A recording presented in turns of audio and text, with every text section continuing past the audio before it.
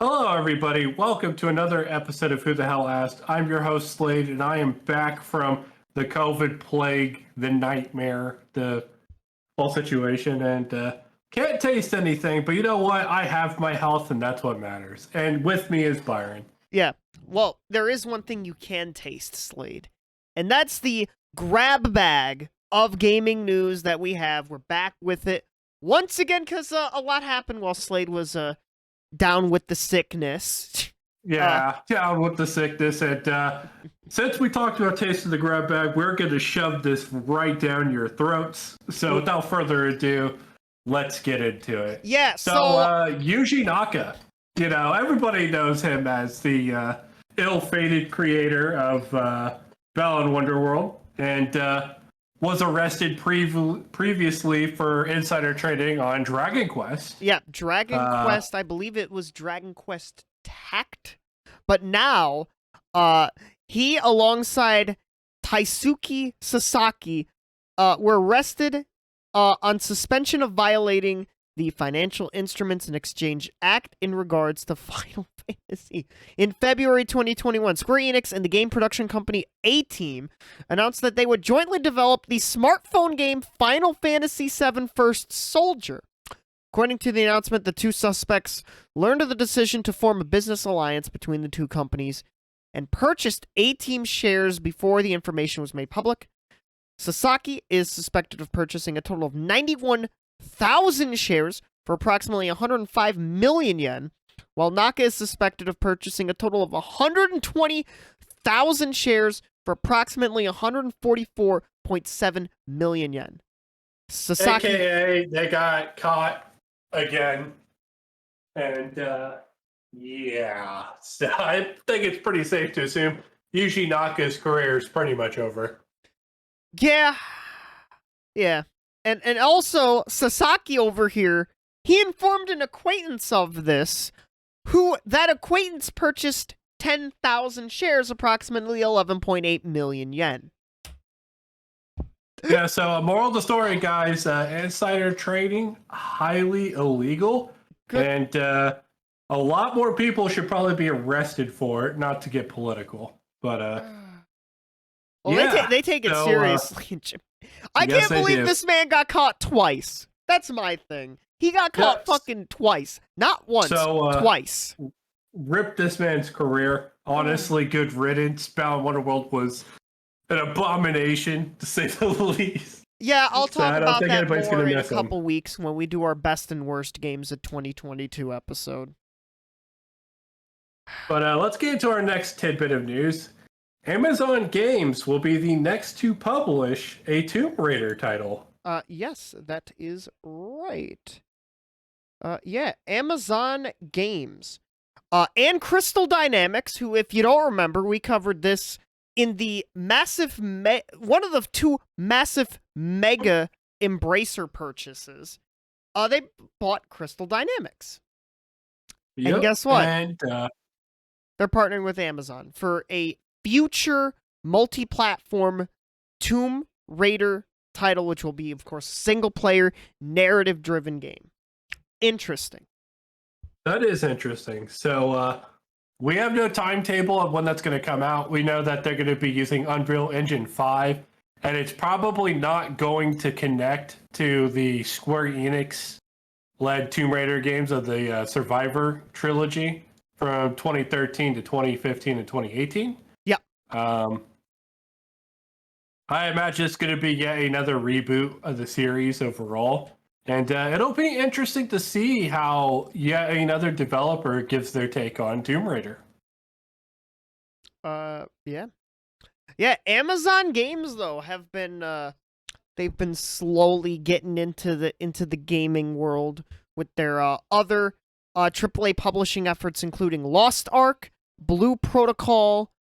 Upcoming Tomb Raider title will mark the first single-player narrative title following the success with multiplayer titles New World, which was frying GPUs back in the day, back a few years ago, and Lost Ark, which I believe also may have hit a few GPUs hard, but yeah, Amazon getting into the gaming business slowly but surely.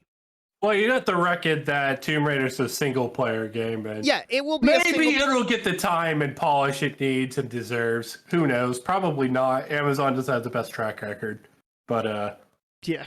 as I said, something to look forward to. Just interesting news. Yeah.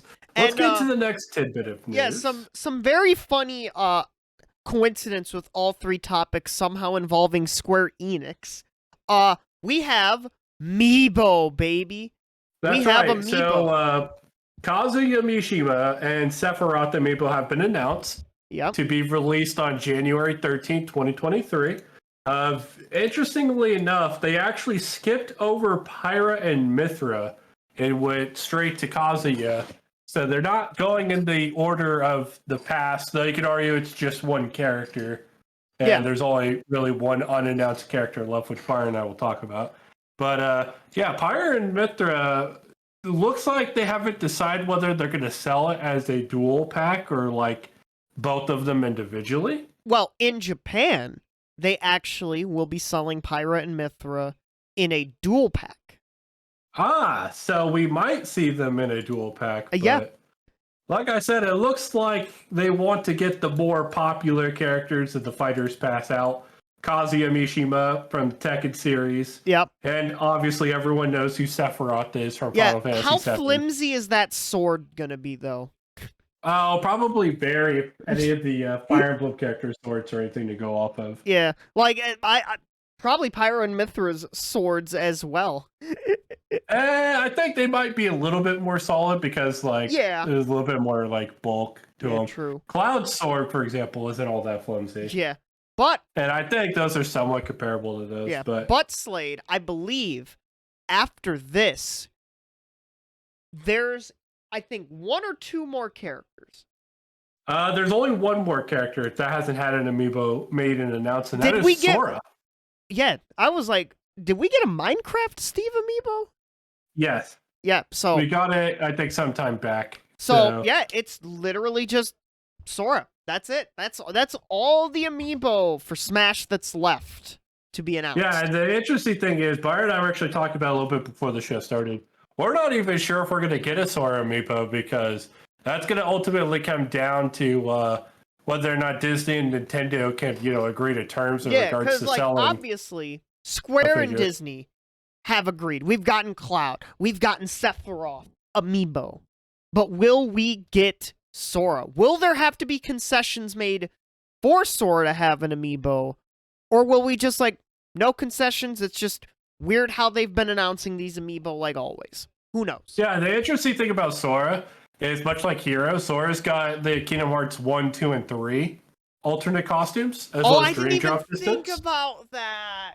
Oh. Yeah, so, maybe that's why we haven't seen anything yet. Yeah. But, there's a large possibility it just doesn't happen because of Disney anyway. So. How did they do Hero?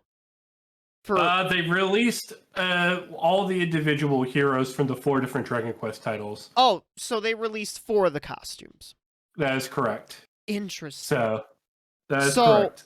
Would you think they would do, if the Sora amiibo releases, do you think they just do one of the designs or all 3? I think there's a potential possibility that they do, for if they either want to do Dream Drop Distance or the one from Timeless River. Mm-hmm. Timeless River one would be cool. Yeah, that's what I was saying. I think there's a likelihood that they do 4 instead of 3. But I think the largest likelihood we just get 1, and it's the Kingdom Hearts 1 Sora. I was going to say Kingdom Hearts 3 Sora, because that's the most recent one. Nah, I think because the splash art for the character is from KH1. Yeah. I think that's probably the one that's most likely to be represented as amiibo. Because that's what they do with most of these characters. They pick their, base costume design splash art, and they go with that. And I don't see why Sora would be any different. So, moving on to our next bit of news, Sonic Frontiers has breached 2.5 billion copies sold within the first month, which is really good. Congrats to Sega. Wow. Yeah, 2.5 million, that's pretty good for Sega.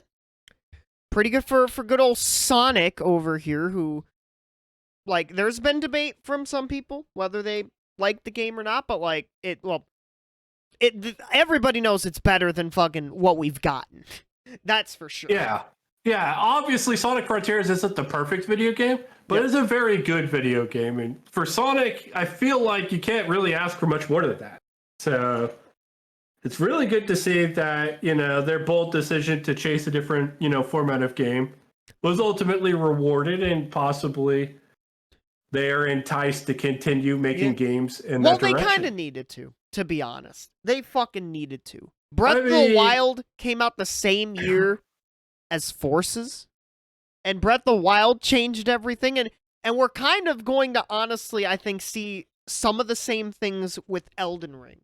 Like, yeah, Elden Ring's the talk of the town now, and it's gonna... I don't really think that Breath of the Wild's success or lack thereof had any impact on Sonic's decision or Sega's decision to take Sonic I think in a it did different have direction. an impact. I think it had more of an impact than you think. I think the impact was because Sonic, in terms of 3D Sonic, has been flopping since Sonic Generations.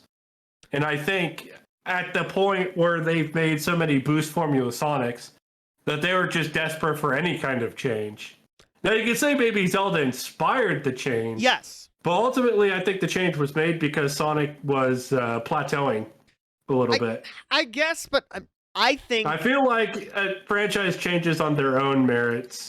Rather than copying something else. I guess, but like, look at what Breath of the Wild has done to a lot of other open world games. Well, like, if you think about it, it's not Sonic's first time they were, inspired by something else.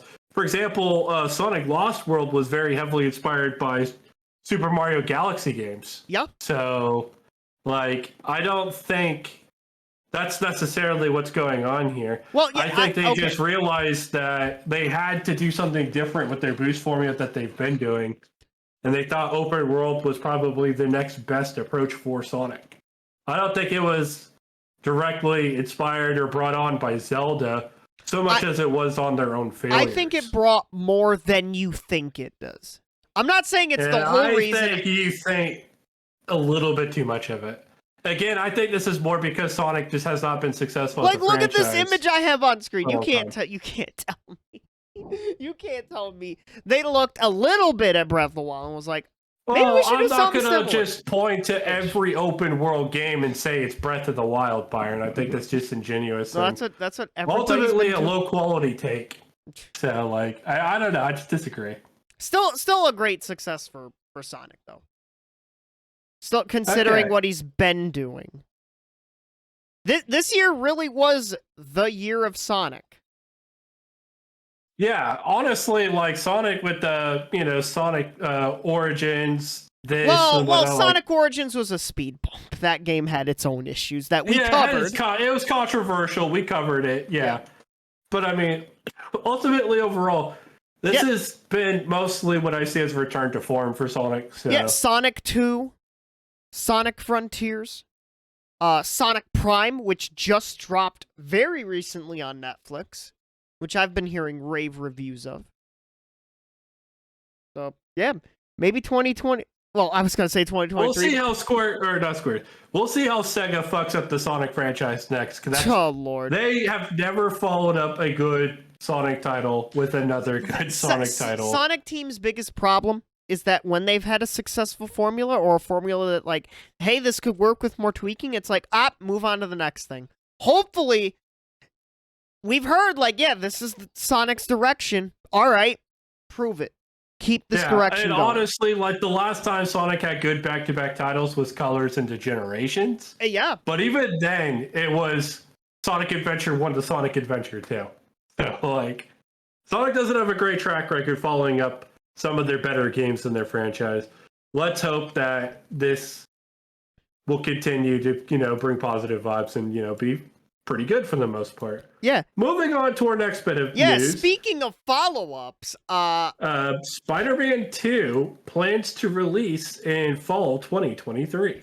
Yeah, so, yeah, Insomniac was like, yo, yeah, we're gonna give you a season for Spider-Man 2, which I know a lot of people have been looking forward to. Spider-Man 1 just got put onto Steam, and so did Miles Morales very, very recently. So, but yeah, people are clamoring for Spider-Man 2, and fall 2023.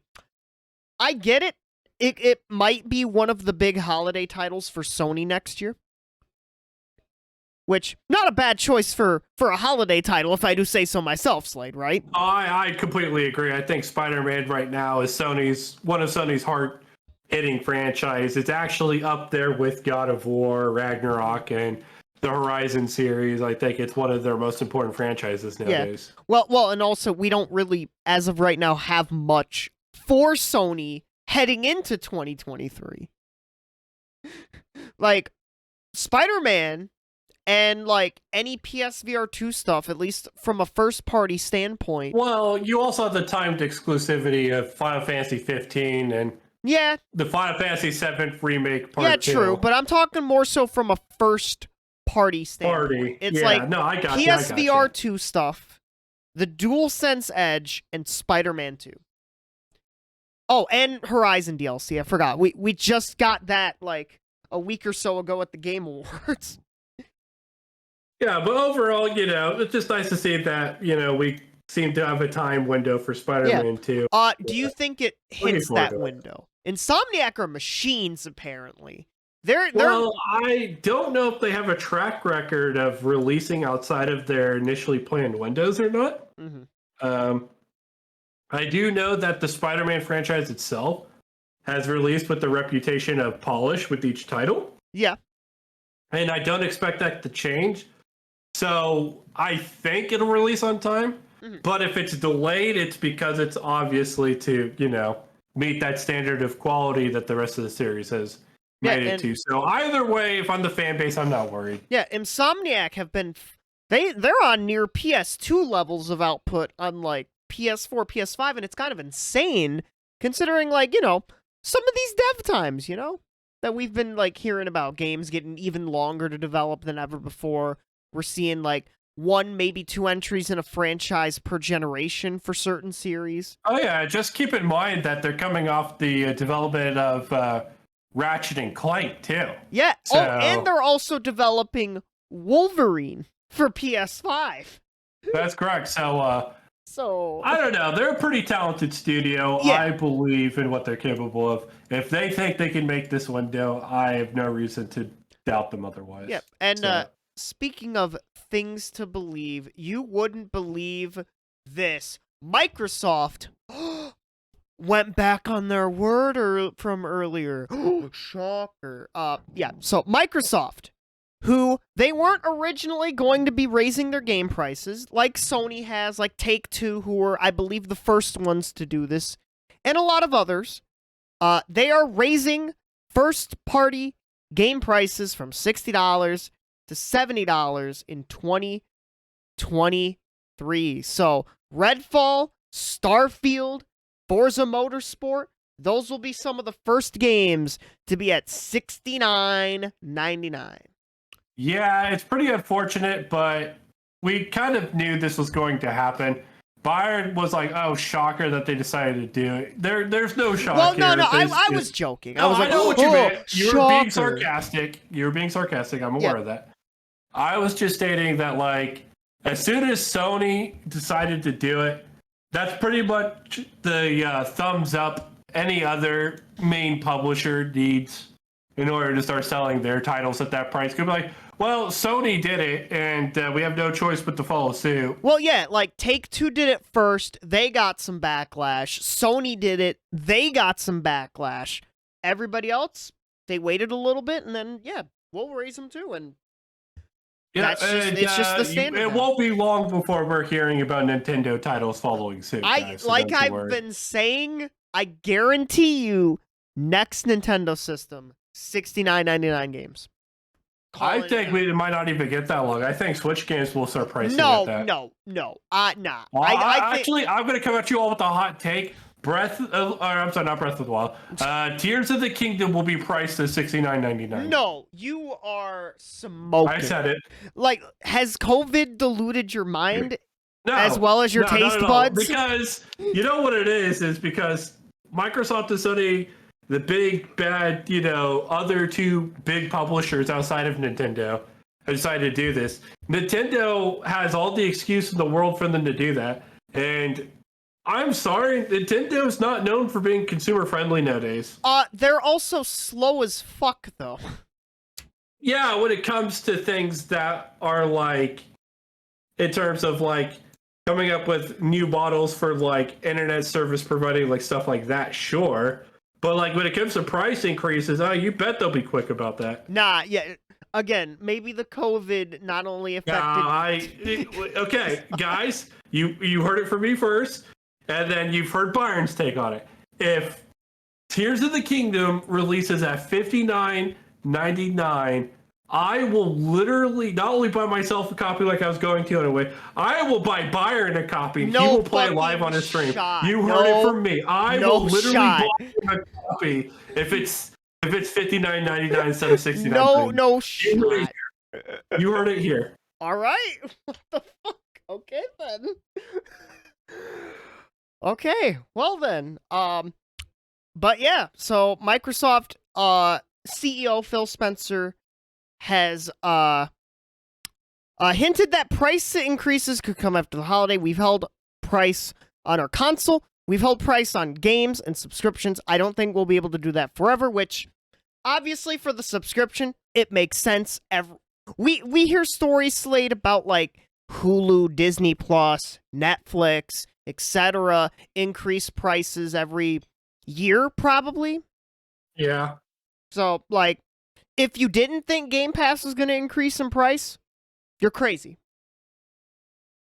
But, yeah, get ready for the $70. Now, not every game, of course, is going to be $70, especially on the Nintendo side. Like, the big titles, the new Mario, the new Zelda, like the new Animal Crossing, Mario Kart, Splatoon 4. All the big Nintendo titles, their next system, they're going to be $69.99. Nintendo, which I don't know how good Sony and Microsoft generally are.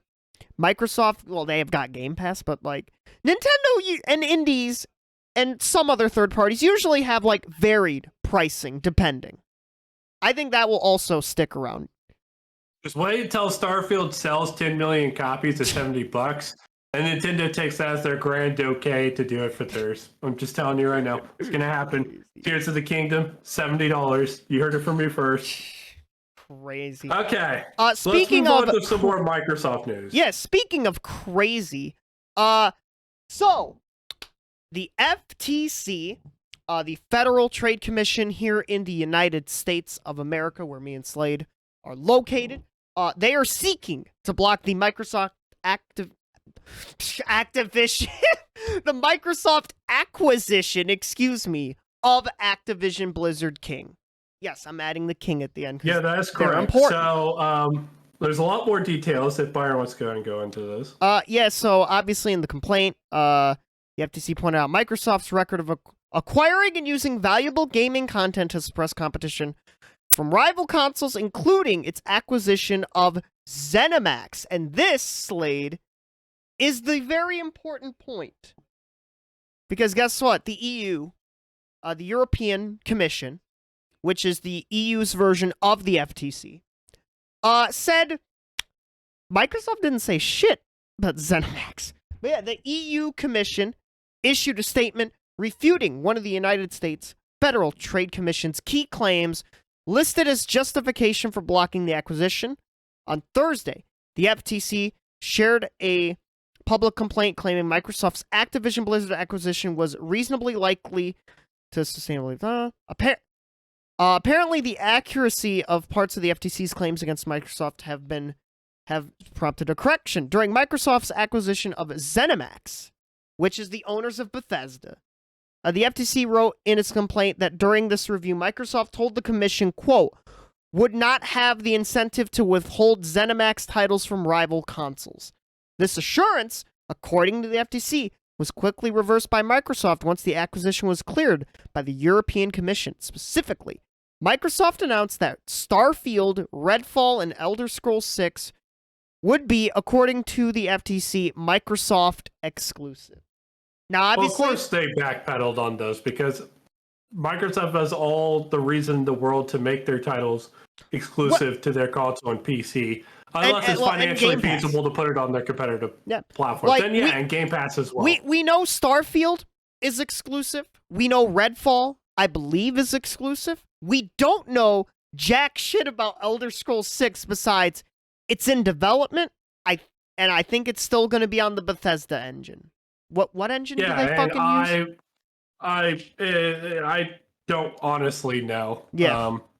But that being said, I feel like we have every reason to believe it's probably going to be exclusive. So why would Microsoft take these, IPs that they know people want to play and put them on PlayStation if they're trying to sell their Xbox?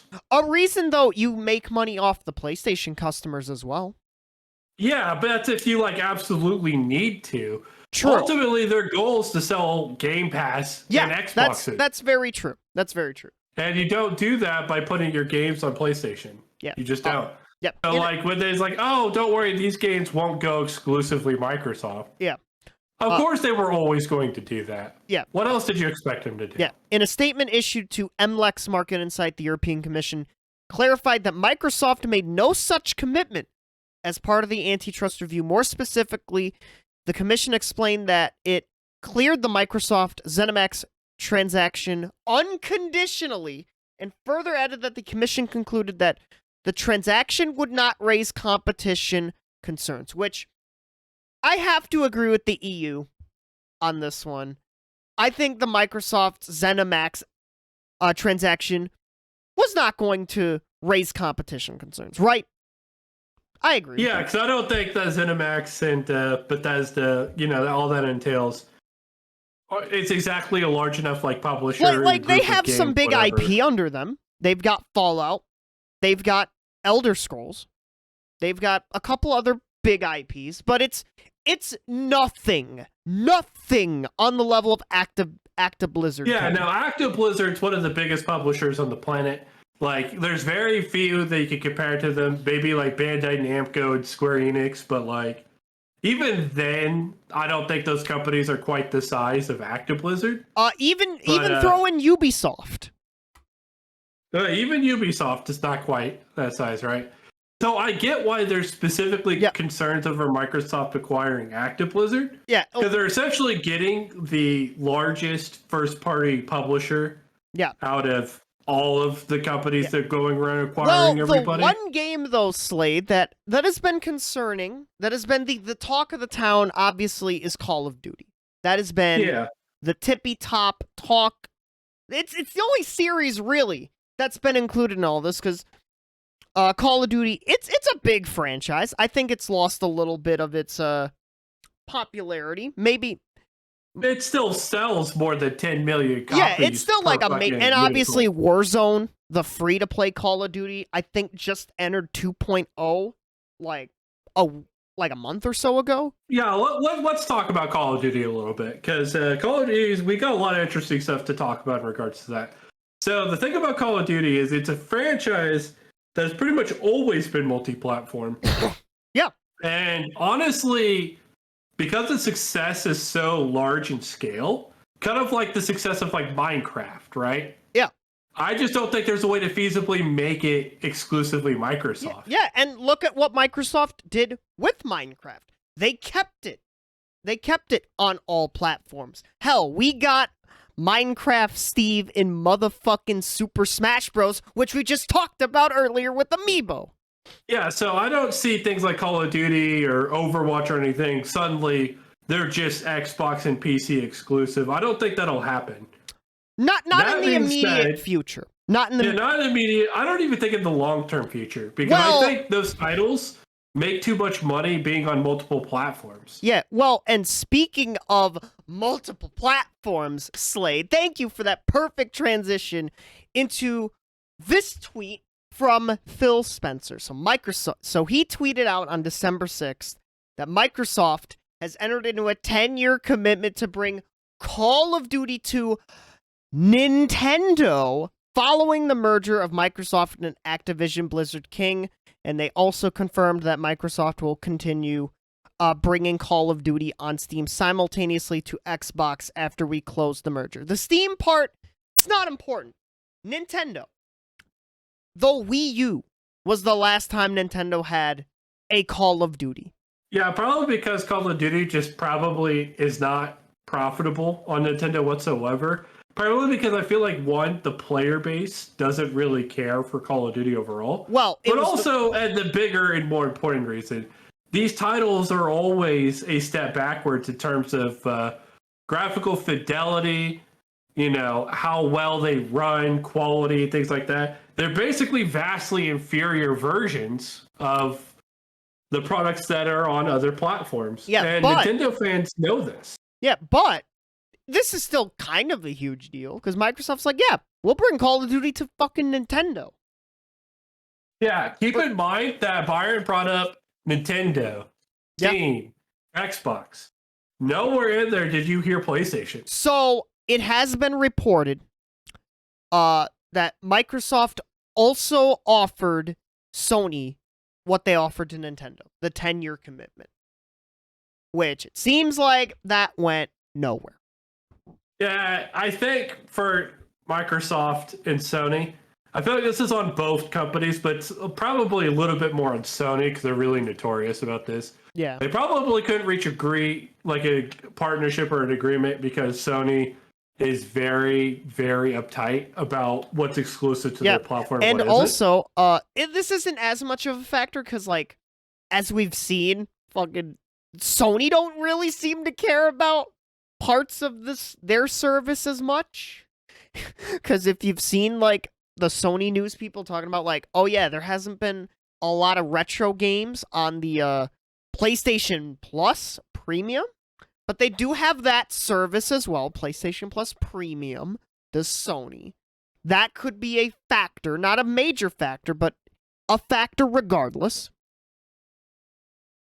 But yeah, interesting stuff going down with all of this. What do you think? What do you think of all of this? Well, I think ultimately the attempt to block Microsoft from acquiring Active Blizzard will probably fail. Yeah. I don't think the FTC has the strongest track record of successfully blocking they really deals like fucking don't. They really don't. And while we agree that acquiring Active Blizzard versus any third-party publisher is obviously a huge fucking deal. Yeah, which, like, obviously, this deal should get a lot of scrutiny. Yeah, and I'm in favor of it actually being blocked. Because I don't think it's good for the game industry overall for these console developers or any publisher to acquire anybody of that size. Yeah. And you could even argue that the only reason this deal's even going through is because of all the controversy that happened at Active Blizzard. Yeah, which, like, maybe this deal would be better, obviously, for the employees. Because maybe there'd be a chance they could unionize, get better working conditions, etc., which obviously we're always for. Yeah, but in no way, shape, or form are these acquisition deals ever good for the consumer. And that's ultimately what we're coming down to, is if something like this gets through without a hitch and whatnot, what's to stop Sony from acquiring Square Enix? What's to stop Nintendo from acquiring Bandai Namco? Well, what's to stop Nintendo? They don't really fucking acquire companies. Well, Nintendo's probably the one company that, like, doesn't do shit like this normally, but, like... Yeah, like... Here's the thing, though. That's not entirely true. Nintendo did acquire Monolith Soft and whatnot from and, like... Bandai Namco. Like, yeah, but not something large scale like Bandai Namco. Nintendo are very selective with their purchases. Obviously, Monolith Soft, great purchase for them. Obviously, Dynamo Pictures, which is now Nintendo Pictures. We'll have to see what's to come with that, but... Yeah, they don't go around acquiring some of the biggest publishers on the fucking planet. Yeah. Like, I think Nintendo realizes themselves as a publisher have a lot of staying power. Probably because they also have a lot of fucking IP. So yeah. I do think if the deal goes through, there will be some type of concession. I don't know what exactly the concession would be yet, but I feel like if this deal goes through, there will be some type of concession. Again, not Yeah, sure I what. can't imagine shit like Overwatch and Call of Duty remaining Microsoft only. Like, that would just be insane to me because, like, I feel like those franchises would not be able to stand on their own on Microsoft platforms. It'd be or crazy if they do, profitable. maybe that gives Sony more incentive. We've been hearing Sony are working on like 10 live service games. Maybe that'll motivate them. That might be the stuff that they need. Yeah, maybe. Who knows? It's very interesting. Heading into 2023, keep an eye on this story. This is going to be one of the biggest stories of the year if this deal goes through or not. Because if it doesn't go through, this will have effects on a lot of other gaming acquisitions and acquisitions in general outside of the gaming industry. That means that companies that are like your Bandai Namco's, your Ubisofts, and your Square Enixes, or your EA. Safe. Yeah, or your EAs are probably safe from being acquired by much larger publishers. Or in some cases, they'll be mad because they probably want to be acquired. Yeah, well, and like the worst case that will happen is maybe they start breaking down some of these companies into like smaller bits. And then those smaller companies get acquired. Who really knows? But if you guys remember anything from this video, it's that Tears of the Kingdom is going to be $70. No, it's not, Slade. And Byron and I have a bet on it. Again, you're Byron fucking. and I have a bet on it. You're fucking Remember crazy. that we have a bet on it. It's going to be great. Anyways, this has been Slade. Hold on, let me fucking transition. Yeah, this has been Slade. Wish him well. Hopefully, your taste buds get better because you were having some waffles and you could only taste the syrup. And everything tastes awful. I hate it. So yeah, this has been Byron. We are taking next week off, the week of Christmas Eve and Christmas. So, if you're celebrating like Hanukkah, have a good Hanukkah. If you're celebrating Christmas, have a good Christmas. And the next time you see/hear us, we are going to cover our best and worst games of 2022. So, yeah. That is correct. So definitely look forward to that. Some of you might be wondering, Byron and Slade, you guys promised a Mario Kart video. Oh yeah. That's a Slade problem, not a me problem. Yeah. So to give you guys some context, I think that the last, pack of tracks that just came out have a large saturation problem, primarily because they were ripped straight from Mario Kart Tour and thrown onto Mario Kart 8 Deluxe with fucking no editorial changes whatsoever. I think Slade's crazy. I don't notice the saturation problem, but... Yeah, but long story short, I was going to rank all the tracks in F tier because they all hurt to look at. But regardless, that's why we don't have the video at. Yeah, maybe we'll do that in January. Who knows? Yeah, maybe we'll throw in Wave 3 with Wave 4 when that comes out. Yeah, but anyways, yeah, you all have a great time. Yeah, happy holidays, and we'll see you all in 2020, late 2022 or early 2023. Bye-bye. We'll see you guys for New Year's. Bye-bye. Bye-bye.